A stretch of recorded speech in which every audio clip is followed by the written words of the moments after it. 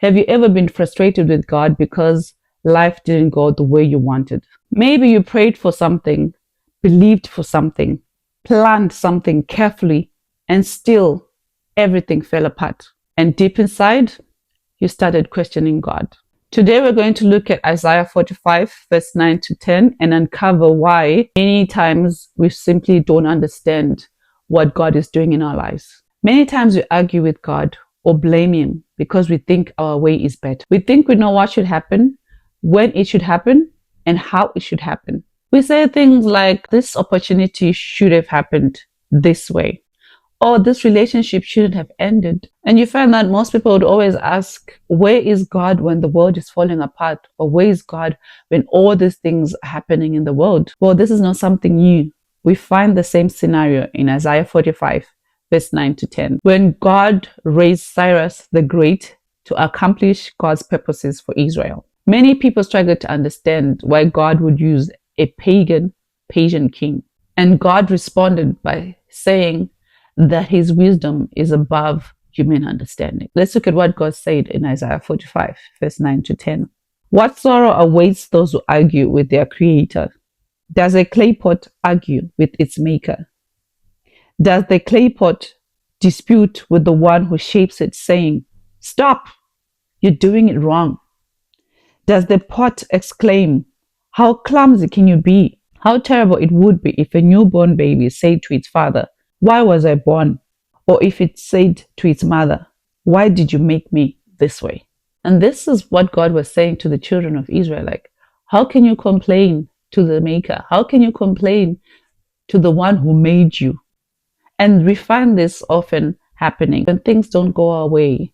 We don't understand. Then we start questioning God. Then we start thinking that God is a God who does not know what He's doing, or a God who does not understand things here on earth. So in this passage of scripture, God compares Himself to a potter and the people to clay. We're being taught that God is the creator. Humans are created beings, and we do not fully see or understand His plans for us. So the phrase that says, does the clay say to its potter, how are you making me? It shows the foolishness of the created thing acting as if it knows better than its creator. And God also uses another picture, which is a child questioning their parent why they brought them on earth. You know, sometimes we get that with kids, or sometimes you also, as we were younger, would say such things like, I didn't ask to be born, or you're the one who gave birth to me like this. We find our kids often saying such things, and really, as a parent, when you hear your child say that to you, it's not such a nice thing to hear. The point is not that questions are wrong, but the point is that the arrogance that comes with the questioning is what is wrong. Arrogant accusation against God is totally misplaced. And when you find yourself in that situation where you are accusing God and you're so arrogant about it, that exposes your pride, resistance, and it exposes that you're demanding that God explains to you how He does things as if human beings are above Him, or as if human beings know better than Him. So how do we correct this? Or how do we learn what's the better way to approach God when we find ourselves in a situation where we have questions and we don't understand what God is doing? We need to approach God with humility, and we should learn to trust His way of doing things. We also should learn that God's plans are bigger than our understanding, are bigger than the way we do things. Mostly the way we do things is based on what we can see in the moment. But remember that God is a God who sees beyond. So don't get me wrong. I am not saying you shouldn't ask God. I always ask God a lot. But I've learned that when you go to God with humility, not accusing Him. You go to God understanding that I'm approaching a God who knows what He's doing. Many times we judge God too early, and we even think every open door is God's will.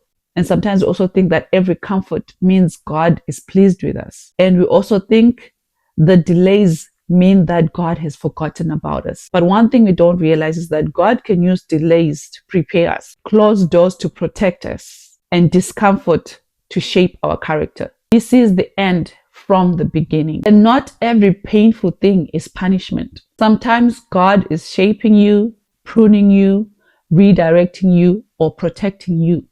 Trust grows when understanding is limited. Let me explain myself. Real faith is not trusting only when everything makes sense.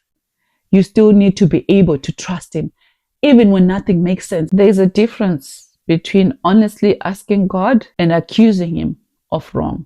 Before blaming God for what He allowed or questioning why He shaped your life a certain way, remember this: the clay does not understand the hands of the potter while it is still being made. But one day, the shaping will make sense. And one day you may realize that what felt like rejection was actually God protecting you. And what felt like delay was preparation.